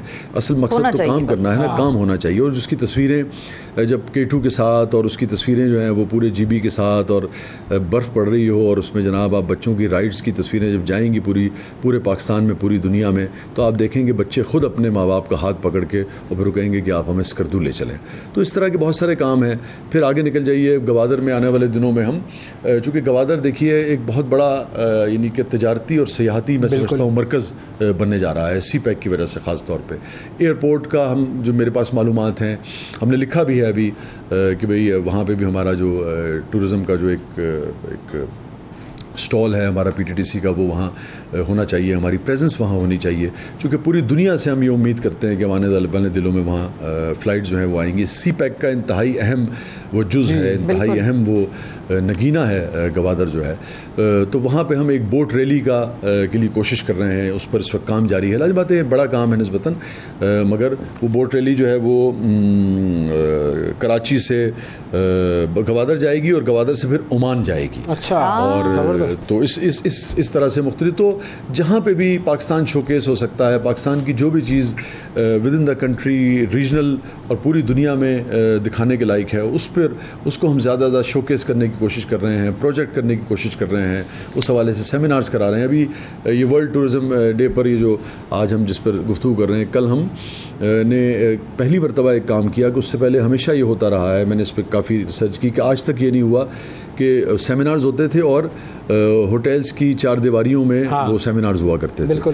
तो मैंने कहा कि भाई टूरिज़म तो घरों से लोगों को निकालने की बात करता है, तो आपको खुशी होगी कि यहाँ से कई ममालिक के एम्बेसडर्स हमारे साथ थे, डिग्नेटरीज थी, आर्टिस्ट थे हमारे साथ, कुछ ख़वातीन थी, बेशुमार हमारे साथ लोग थे। वो आप फुटेजेस देखें, आपको खुशी होगी कि वो जो, और हमने ये जो वर्ल्ड टूरिज़म डे है इस मरतबा वो हमने टेक्सला में जाके मनाया। यहाँ से हम एक कारवान लेके गए इस्लामाबाद से, और टेक्सला में जो कि 2200 साल कदीम यूनिवर्सिटी जहाँ पर थी, इस खित्ते की पहली यूनिवर्सिटी, 2200 बरस पुरानी, दुनिया की कदीम तरीन यूनिवर्सिटियों में उसका शुमार होता है। वहाँ पे जाके हमने वर्ल्ड टूरिज़म डे जो है वो सेलिब्रेट किया, और आप लोगों के चेहरे देखते, बेखौफ चेहरे, और जैसे एक परिंदा बिल्कुल रिलैक्स होकर फ्लाई कर रहा होता है, ऐसे उनके चेहरे थे, शादाब थे। मीडिया के दोस्त हमारे इतने खुश थे वहाँ जाके।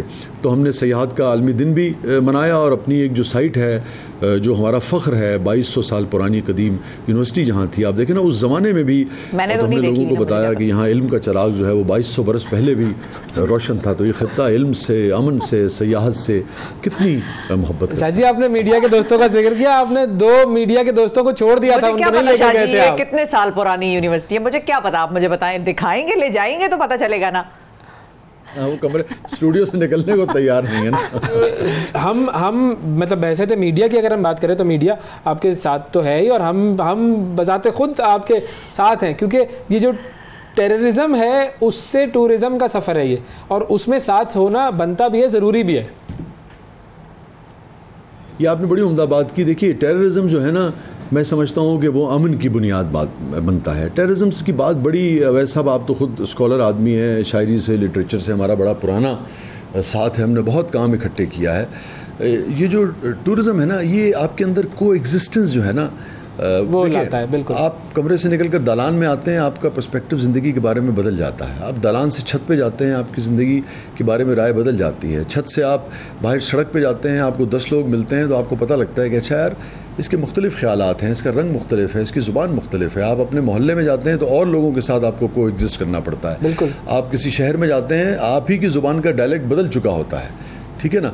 तो ये जो को एग्जिस्टेंस है, ये जो मोहब्बत है, ये जो जिसे बकाए बाहिमी कहते हैं, ये जितना आप टूरिज़म को फ़रोग देते हैं, जितना आदमी ट्रैवल करता है, उतना उसके अंदर वसअत पैदा होती है, बर्दाश्त पैदा होती है, हिकमत और शऊर जन्म लेता है, और मैं समझता हूँ उससे क्रिएटिविटी जो है वो बढ़ती है, उसको बहुत जिला मिलती है। तो टूरिज़म जो है वो कोई मामूली चीज़ नहीं है कि जी सिर्फ आप ये समझेंगे कि जो थोड़ा बहुत आदमी रिलैक्स हो जाता है। टूरिज़म इंसान की, माशरों की, अफराद की बिल्कुल जिसे कहते हैं पैराडाइम शिफ्ट कर देता है, दुनिया बदल देता है, सोच का अंदाज़ बदल देता है। तो ये गैर मामूली एक्टिविटी है टूरिज़्म। मेरे टूरिज्म वो चीज़ है कि बात निकलती है तो फिर बहुत दूर तलक जाती है। बिल्कुल सही, बिल्कुल सही। अच्छा ये बताएं, क्या प्राइवेट पार्टीज जो हैं, क्योंकि आपने अभी पब्लिक प्राइवेट पार्टनरशिप का जिक्र किया, क्या प्राइवेट पार्टीज़ की दिलचस्पी है आपके मुख्तलिफ प्रोजेक्ट्स में, आपको नज़र आई है? देखिए अब इसके मैंने कहा ना, हमारा रोल जो है वो एडवाइजरी है, और 18वीं तरमीम के बाद बेशतर इख्तियारात भी और यानी कि वो जो है वो सूबों के पास चले गए हैं। जो पीटीडीसी के पास, टूरिज़म की मिनिस्ट्री के पास जो प्रॉपर्टीज़ थी जिसको मैनेज करते थे, वो भी सिंध को चली गई, पंजाब को चली गई, बेशतर केपीके को चली गई, जीबी को चली गई, बलूचिस्तान को चली गई। तो हमारा रोल एडवाइजरी रोल है। मैंने ये किया है कि मैं जब गया स्कर्दू तो मैंने वहाँ जैसे वानी साहब हैं और दीगर जो वहाँ के इनके ऑफिशियल्स हैं, उनसे मेरी मुलाकातें हुई और उन्होंने कहा जी कि हम पीपीपी मोड पे ज़मीन जो है वो देने के लिए तैयार हैं। फिर मैंने मुख्तलिफ जो कारोबारी हजरात हैं उनसे बात की। अब कई लोगों से हमारी बातचीत जो है वो चल रही है। अब लाज़िम बात है, देखें बुनियादी तौर पे एक आइडिया जो है ना वो हम जनरेट कर चुके हैं, वो क्रिएट कर चुके हैं, और अब उसके ऊपर लोग काम कर रहे हैं। और मुझे पूरा यकीन है कि अगर हमारे होते हुए अगर कोई मुआहदा जो है जीबी गवर्नमेंट का कुछ कारोबारी हजरात के साथ हो जाता है, हमें बहुत खुशी होगी। नहीं तो हम चाहेंगे कि भाई इलेक्टेड गवर्नमेंट आती है, वो आकर ये काम करे। वो तो बहुत ही पहले हो जाना चाहिए था। कितनी अजीब बात है कि जीबी इस कदर खूबसूरत हमारा इलाका है और बच्चों का एक नॉर्मल साइज़ का थीम पार्क भी जो है वो वहाँ नहीं है। तो मुझे पूरा यकीन है कि देखें ना, हमने एक चीज़ को सिस्टम में डाल दिया है, एक आइडिया को फ्लोट कर दिया है, ख्वाब जो है उसको जनरेट कर दिया है। वो इंशाअल्लाह ताला उसकी तकमील में हम जितना हिस्सा डाल सकेंगे हम डालेंगे, नहीं तो इलेक्टेड गवर्नमेंट आया उसको आगे मुकम्मल करें। बिल्कुल सही है, वो बीज बोना जो है वो आपका काम है, फिर बाकी आगे काम होता रहेगा। अच्छा, जो पीटीडीसी की बात कर रहे थे वो मैं चाहूँगा थोड़ा सा क्लैरिफाई कर दीजिए कि पीटीडीसी का जो फैलाव है वो अब पूरे मुल्क में नहीं है, ये यही कह रहे हैं ना आप? जी हाँ, मैंने आपसे कहा वह इसके फैलाव पूरे मुल्क में अब उस तरह से नहीं है। 18वीं तरमीम के बाद पीटीडीसी के बहुत सारे इख्तियारात और बहुत सारी जो प्रॉपर्टीज़ इनके पास हुआ करती थी वो बेशतर, यानी कि मैं अगर गलत नहीं हूँ तो 90% से ज़्यादा प्रॉपर्टीज़ जो हैं वो सूबों के पास चली गई। सही है। अब वही उसको मैनेज करते हैं, उनकी इनकम भी उन्हीं के पास आती है। और मेरा हाफजा अगर ठीक काम कर रहा है तो उसमें से कुछ रकम जो है वो एक एंडाउमेंट फंड है पीटीडीसी का, उसके अंदर आती है, जिससे पीटीडीसी जो है वो फिर उस अपना एडवाइजरी रोल जो है वो ये अदा करता है। क्योंकि मैंने ये कोशिश की है कि अब तक जितना भी हमने काम किया है, जैसे अभी आपको खुशी होगी एक पूरा एक ट्रेवलॉग जो है वो बनाया है वीना मलिक साहिबा ने, आसिफ हमारे दोस्त हैं, डायरेक्टर हैं, को 10-12 एपिसोड का उन्होंने वो किया है और हमने उसमें भरपूर उन्हें सपोर्ट किया है। हमने उनको ऐसे सपोर्ट किया है जैसे मैं आपसे को काम कहूँ और आप अपना इख्तियार इस्तेमाल करते हुए, अपना असर रसूख इस्तेमाल करते हुए आप सपोर्ट कर दें और वो काम हो जाए। और वो हुआ हमारी कोलैबोरेशन से है, मगर गवर्नमेंट ऑफ पाकिस्तान का ज़ीरो उसमें पैसा लगा। अच्छा, अगर आप उसे बनवाना चाहें तो शायद करोड़ों रुपए आपका लगेगा। तो इस तरीके से हम काम करने की कोशिश कर रहे हैं। और जहाँ जी हाँ, तो पीटीडीसी का रोल जो है वो एडवाइजरी रोल है, शोकेस करना है, प्रोजेक्ट करना है, पाकिस्तान के टूरिज़म के बारे में, साइट्स के बारे में, मौसमों के बारे में, फूड के बारे में, लोगों के बारे में ज़्यादा से ज़्यादा दुनिया को बताना है, आगे ही पैदा करना है। बिल्कुल सही है। अच्छा जैसे ब्रांड इंडिया है या इनक्रेडिबल इंडिया बनाया है, स्लोगन बनाया ना अपना इनक्रेडिबल इंडिया। बिल्कुल बिल्कुल। अब उनकी तरह हम अपने ब्रांड पाकिस्तान को कैसे दुनिया में फैला सकते हैं, क्योंकि उनका काफी ये स्लोगन जो है। अच्छा, फिर उसमें एक और चीज इंपॉर्टेंट भी है, ये भारत वाली जो बात आपने की बड़ी इंपॉर्टेंट। भारत के बारे में सारी दुनिया जानती भी है कि वो कर क्या रहा है, मतलब कश्मीर में क्या हो रहा है, अभी सिखों वाला तनाज़ा कनाडा वाला चल रहा है, वो सब अपनी जगह, लेकिन टूरिज्म को, कल्चर को उन्होंने जिस तरीके से दुनिया में फैलाया, तो वो एक शाइनिंग इंडिया है, बिल्कुल वो पूरी केस स्टडी है। पावर्टी आप देखें उधर। जी बिल्कुल। तो अब हम अपने ब्रांड को कैसे दुनिया में फैला सकते हैं, वो उसके लिए क्या इकदाम हैं? देखिए, एक तो मैं समझता हूँ कि मैंने आपसे कहा ना कि हमें बहुत सारी चीज़ों पे काम करना है। जैसे वीज़ाज़ के इश्यूज़ होते हैं, हाँ। हमारे अपने मारूजी हालात हैं, हमारा जोग्राफिया, ओवरऑल हमारे इर्द गिर्द की जो सूरत हाल है। आप देखते हैं कि अभी कुछ अरसा हुआ अमेरिका जो है वो यहाँ से गया है, तो बहुत सारी चीज़ें, बहुत सारे कंपोनेंट्स हैं जिसको लेकर आपको साथ चलना होता है। और यानी कि टूरिज़म के लिए जितनी चीज़ें करनी होती हैं, आप देखिए कम से कम भी मैं समझता हूँ कि 6 से 8-9 मिनिस्ट्रीज डायरेक्ट इनडायरेक्ट इसमें इन्वॉल्व हैं। वो सब के सब एक पेज पे होंगी और उन सब के रिजल्ट्स जो हैं वो हमें आना शुरू होंगे, तब हमें टूरिज़म के अंदर असल जो पोटेंशियल है उसको हम हासिल कर सकेंगे, उस गोल को हम अचीव कर सकेंगे। फ़िलहाल तो हम यही कर रहे हैं कि ज़्यादा से ज़्यादा हम शोकेस करने की कोशिश कर रहे हैं, ज़्यादा से ज़्यादा लोगों को बता रहे हैं। अब देखें ना, जैसे हम ये टेक्सला लेके गए थे तो उसमें हमारे साथ एम्बेसडर्स थे। वहाँ पर जब हम म्यूज़ियम में गए तो बेशुमार कोरियंस जो थे वो आए हुए थे, और वो मैं यही कह रहा था कि देखिए ना, ये आए हैं तो ये अपने ममालिक से इन्होंने को 10 मरतबा नेट खोला होगा, इनकी फैमिलीज़ ने भी बताया होगा, इन्होंने ख़ुद भी 100 बार सोचा होगा, लेकिन लाज़मी बात है वो मुतमईन हैं यहाँ के लॉ एंड ऑर्डर सिचुएशन से, तभी वो आए हैं ना। तो मैं समझता हूँ कि निस्बतन चीज़ें जो हैं वो बेहतर हो रही हैं।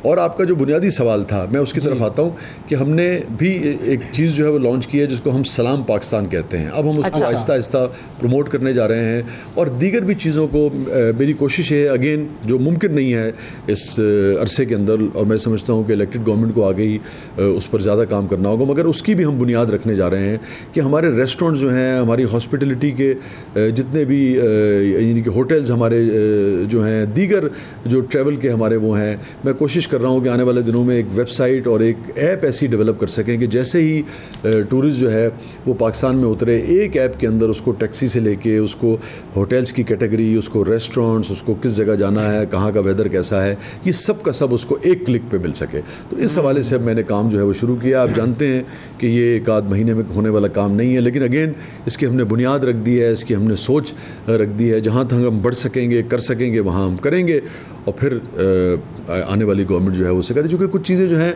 आप जानते हैं कि वो आप शुरू करते हैं तो उसके लिए कुछ अरसा चाहिए होता है। बिल्कुल, हाँ, वो वही बात है ना सर, कदम उठाना है, एक कदम उठाना है, फिर उसके बाद जो आने वाला है, जिसने इलेक्शन होने हैं, इलेक्टेड गवर्नमेंट आनी है, उसने अपना काम करना है कि उन चीज़ों को आगे लेकर जाए। अच्छा, फाइनली मैं एक और चीज़ की तरफ भी आना चाहूँगा कि हम अपने जो इलाके ऐसे हैं कि जो कि टूरिज़म की वजह से मशहूर है, वहाँ पर 2 किस्म के इशूज़ आते हैं। एक तो ये कि इंफ्रास्ट्रक्चर वहाँ पर ना हो, कि भाई होटल्स अच्छे नहीं हैं या सड़कें नहीं हैं और वहाँ तक पहुँचना, वो एक अलग चीज़ है, वो लॉन्ग टर्म डेवलपमेंट का काम है।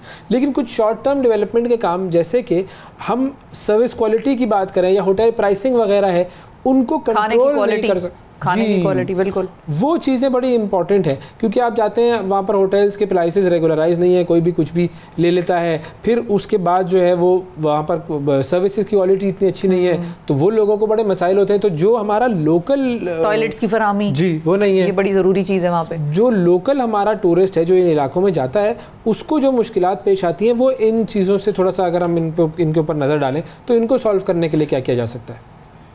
अच्छा, देखिए मैं बताऊं, अब ऐसे ज़रा थोड़ी सी बहस किसी और जानिब चली जाएगी, मगर फ्री मार्केट इकोनॉमी में ना ये आप बहुत ज़्यादा आप रेगुलराइज तो कर सकते हैं थोड़ा बहुत, मगर आप बहुत ज़्यादा डिक्टेट नहीं कर सकते हैं लोगों को।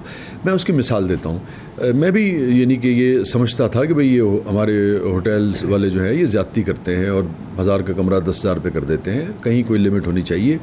मगर मैं आपको बताऊं, और हम इस हवाले से मेरी उनसे मीटिंग भी हैं आने वाले दिनों में, और मैं यही चाहूँगा कि मैं उनको इस बात पे कायल करने की कोशिश करूँ कि अपने मुनाफे को इतना रखें कि टूरिस्ट जो है वो दोबारा उनके पास आना चाहिए, और डिमांड एंड सप्लाई का फ़ायदा भी एक ख़ास हद तक उठाएं। लेकिन ये आपकी बात दुरुस्त है। हमारे मारूजी हालात में हमारे जो वसाइल हैं लोगों के, उसमें लोगों के लिए आसानी पैदा करनी चाहिए और ख़ास हद से ज़्यादा उनको आप मुश्किल में नहीं डालना चाहिए। लेकिन पूरी दुनिया में यही होता है, $100 का कमरा यार $1500 का मिल रहा होता है। मैंने इसको सैकड़ों मरतबा मैंने इसका तजुर्बा किया, सैकड़ों मरतबा। जब शहर खाली होता है तो वो आपको लिटरली $40 का भी कमरा दे देते हैं, और जब उसी शहर में कोई एग्जीबिशन हो रही होती है तो आपको $500-600 का भी कमरा नहीं मिलता। ये मैंने पूरे यूरोप में देखा, पूरे वेस्ट में देखा, पूरे ब्रिटेन में देखा, पूरे स्टेट्स में देखा है, पूरी दुनिया में मैंने देखा है। तो ये थोड़े से मसाइल हैं। फिर भी मेरी आने वाले दिनों में, जैसा कि मैंने आपसे कहा कि जो होटल इंडस्ट्री के कुछ लोग हैं उनसे मेरी मुलाकात है, ख़ासतौर पे जो हमारा सवाद कलाम का एरिया है और फिर ये मरी वाला एरिया है, हम कोशिश पूरी करेंगे कि हम उन्हें कायल करने की कोशिश कर सकें। और मुझे उम्मीद है कि वो भी माकूल और बहुत ही ज़िम्मेदाराना रवैये का मुजाहरा करेंगे ताकि लोगों को आसानी हो आने जाने में। और एक चीज़ मैं आपको और बताऊँ, एक और चीज़ पर मैं काम कर रहा हूँ जो आपको खुशी होगी। आने वाले दिनों में मैं जो डॉक्टर्स की कुछ तंजीमें हैं उनसे मैं मिल रहा हूँ, क्योंकि दुनिया में आजकल बहुत रुझान हो रहा है मेडिकल टूरिज्म का, और मैं समझता हूँ कि इस हवाले से भी बहुत पोटेंशियल है। और अगर हम इसको एक्सप्लोर कर लेते हैं और इसमें हम अगले 4-5 साल में, चूँकि अगेन मेरी कोशिश है कि इस हवाले से भी कोई रोड मैप जो है वो हम ज़रूर देने में कामयाब हो जाएं, और अगर अगले 4-5 साल में जो भी इलेक्टेड गवर्नमेंट आती है वो उसको लेकर आगे चलती है, और मुझे लगता है कि ज़रूर चलेगी। इसलिए कि आप टर्की में देख लें, कोरिया में भी गालिबन, इंडिया ने भी इस पर बहुत काम किया। एक ज़माने में लोग ये जो हेपेटाइटिस सी वगैरह का जिगर के ट्रांसप्लांट के लिए चाइना भी लोग जाया करते थे, और टर्की में तो आपको पता है कि वो तो बाकायदा होटल्स और वीज़ा सब कुछ आपको फ्री कर देते हैं। वो कहते हैं जी आप बस आके हमसे यानी कि कुछ जो भी मेडिकल की उनको जो भी वो ऑफ़र कर रहे हैं, और उसके बाद लोग 2 दिन घूमते हैं, 3 दिन अपना जो भी उनकी इलाज मुआवजा है उसे आप जो भी कह लीजिए वो करवाते हैं, और उसके बाद दुनिया घूम के वापस आ जाते हैं। तो हमारा डॉक्टर और हमारा मेडिकल सिस्टम जो है, ठीक है हमारे हॉस्पिटल्स की हालत बेहतर होने वाली है, मगर हमारा प्राइवेट सेक्टर जो है हॉस्पिटल्स का वो आज भी निस्बतन बेहतर है और बेहतर हो रहा है। तो और डॉक्टर्स का तो हमारे कोई जवाब नहीं है, पूरी दुनिया में जाकर वो अपना नाम पैदा करते हैं। तो उससे जो हमारी मेडिकल की जो फिटर्निटी है उनकी भी इनकम बढ़ेगी, उनके लिए भी बहुत आसानी पैदा होगी।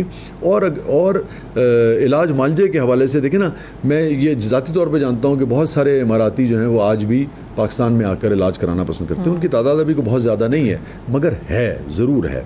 मैं तो फोर्स ही करता हूँ, मुझे पूरा यकीन है कि हर आने वाली गवर्नमेंट इस पॉलिसी को लेकर आगे चलेगी, और मैं ये फोर्स ही करता हूँ कि अगर हमने ज़रा सा भी हमारी मेडिकल की जो फिटर्निटी है उसने ताउन किया और कुछ चीज़ों को हमने मार्क कर लिया कि अच्छा ये एरियाज़ हैं जिनमें हम काम कर सकते हैं, और मेडिकल टूरिज़म में हम दाखिल हो गए, तो अगले 4-5 साल में बहुत अच्छा ज़र मुबादला जो है वो हमारी यानी कि जो डॉक्टर्स कम्युनिटी है उनके लिए भी, और टूरिज़म के हवाले से भी बहुत हम कुछ हासिल कर सकते हैं। हाँ, ये बड़ा अच्छा इंपॉर्टेंट है। और टर्की में तो सर मैं बता दूं ना आपको, टर्की में तो aesthetic procedures, Turkey is one of the top destinations. अगर आप एस्थेटिक प्रोसीजर्स की बात करें, Botox, fillers, hair transplant, rhinoplasty, कई लोगों ने कहा हेयर ट्रांसप्लांट हुआ है, आप टर्की से कराएंगे। मैंने कहा नहीं, अवैस गए तो ना, जब अवैस नाजरीन टर्की गए थे, अवैस से लोगों ने पूछ के ट्रांसप्लांट कराने के ये सिलसिला चल रहा था, क्योंकि Turkey is known for its aesthetic procedures, और वो बाकायदा पूरा पैकेज बनाते हैं आपको, एकोमोडेशन, हमें वही नजर आते थे ना लोग, या तो ट्रांसप्लांट कराया या उन्होंने नाक पे ऊपर वो एक पट्टी सी लगाई हुई है जिससे आपको पता चलता है कि वो बिल्कुल एक स्ट्रेट नाक। मेरी तो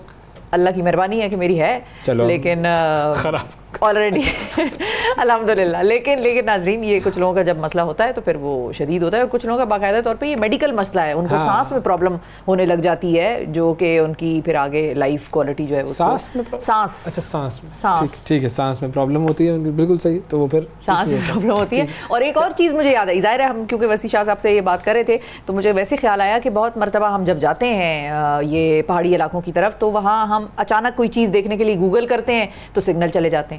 तो इंटरनेट की फैसिलिटीज का भी वहां पर होना जो है वो बड़ा जरूरी है, क्योंकि बाज़ औक़ात आप वहीं जाकर गूगल करते हैं, क्लोज मतलब जिसको कहते हैं ना near by food joints, near by burger joints, near by hotels, तो जॉइंट्स खाने की वो उस जगह को कहते हैं। अच्छा ठीक है, बर्गर जॉइंट। अच्छा बर्गर शॉप, हमें क्या पता, अंग्रेज हैं हम। अच्छा तो खैर, बहुत शुक्रिया सर, बहुत शुक्रिया। वसी शाह साहब हमारे साथ मौजूद थे sir, thank you sir. Thank you Shifa साहब, thank you ji, thank you. नाज़रीन वक्फा लेते हैं, वक्फे के बाद दोबारा हाजिर होंगे, हमारे साथ रहिएगा।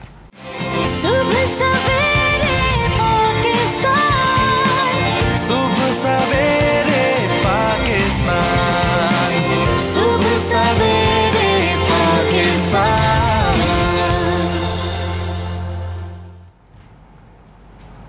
वेलकम बैक जी। हम बात कर रहे थे सयाहत की, और सयाहत का एक बहुत अहम जो एक लिंक है, कनेक्शन है, वो है ग्लोबल वार्मिंग से।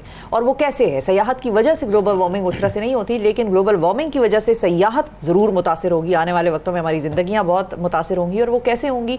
जदीद सनती दौर के आगाज़ के बाद से ज़मीन के जो दर्जे हरारत हैं उनमें मुसलसल इजाफा जारी है, और वो 1 दर्जा जो है उसमें फर्क पड़ना है, और वो बढ़ा है, जिसकी वजह से बड़ा प्रॉब्लम होगा। बिल्कुल। अब एक ऐसी साइंसी तहकीक सामने आई है जिसने एक खौफनाक तस्वीर सामने रख दी है, और आप घबरा जाएंगे ये सुन के। इस तहकीक के मुताबिक जमीन का दर्जा हरारत 70 डिग्री सेंटीग्रेड तक जा सकता है। और इसके नतीजे में जमीन इतनी गर्म होगी कि इंसानों समेत ज्यादातर जो जानदार हैं, मखलूकात हैं, वो खत्म हो जाएंगी जमीन सब खत्म, इंसानों समेत जी। तो हमारा प्रोग्राम कौन देखेगा? करने वाले कहाँ से बचेंगे? अच्छा, हम जब भी करने वाले नहीं होंगे तो फिर देखने वाले भी नहीं होंगे। तमाम बड़े आज़म अवैस, तमाम बड़े आज़म इकट्ठे हो जाएंगे। मतलब वो गर्मी इस कदर होगी कि वो इकट्ठे हो जाएंगे, आहिस्ता आहिस्ता करीब आ जाएंगे, और एक गर्म तरीन, जिसको हम कहते हैं ना कि एक सुपर कॉन्टिनेंट वजूद में आ जाएगा। गर्म तरीन, बड़ा तरीन, और जमीन का सिर्फ 8 से 16% हिस्सा रहने के काबिल बचेगा। और आतिशफिशा एरिया को आइडेंटिफाई हुआ है कि वो 8 से 16% हिस्सा किस रीजन में है? मेरा ख्याल है कि ये भी करेंगे इस पे बात, लेकिन ये है कि अंटार्कटिका वगैरह वाला हो एरिया, नॉर्थ, क्योंकि आतिशफिशा पहाड़ जितने हैं वो फटने लगेंगे, और उनसे निकलने वाली जो कार्बन डाइऑक्साइड और फजाओं में ये सारी चीजें ये फैल जाएगी। ये पेशगोई सुपर कंप्यूटर पर बनाए गए एक मॉडल ने की है।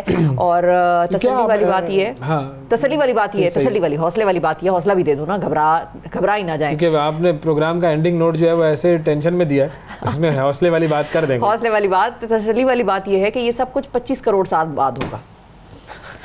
तो अवैस होगा ना, उस वक्त भी तो कोई मॉर्निंग शो करेगा, कोई देखेगा, तो उस वक्त वाले मॉर्निंग शो वाले ये बताएंगे कि इस कुर्रा अर्ज पे एक खातून एंकर मौजूद थी, उन्होंने ये पेशगोई की थी। वो ये कहेंगे वो खातून कोई विजनरी थी, वो रखती थी जहन अपना एक, और वो ये पेशगोई करके गई है।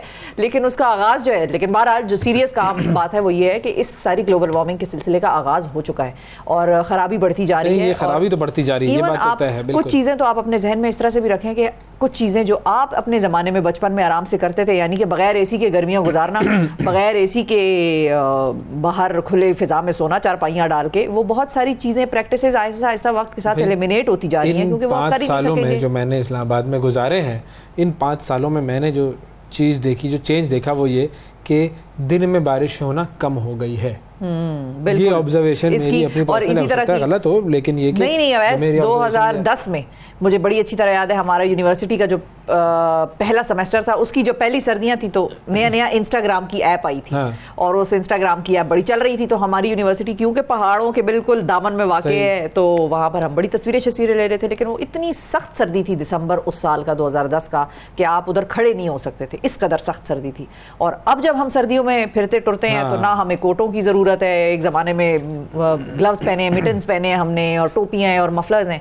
अब तो वो वाली जो मोटे कपड़े हैं वो भी लेने लोगों ने खत्म कर दिए, क्योंकि पाकिस्तान में या इस्लामाबाद में वो वाली सर्दी आपको अब नॉर्दर्न एरियाज में ही मिलती। तो थोड़ा सा हमें इस पर तवज्जो देने की जरूरत है, और ये तवज्जो हम सबको कलेक्टिवली पूरी दुनिया को देनी होगी, तब मामला बेहतर होगा। नाजरीन, आज के प्रोग्राम में इतना ही। आपसे कल फिर मुलाकात करेंगे, उस वक्त तक के लिए इजाजत दीजिए। अल्लाह हाफिज।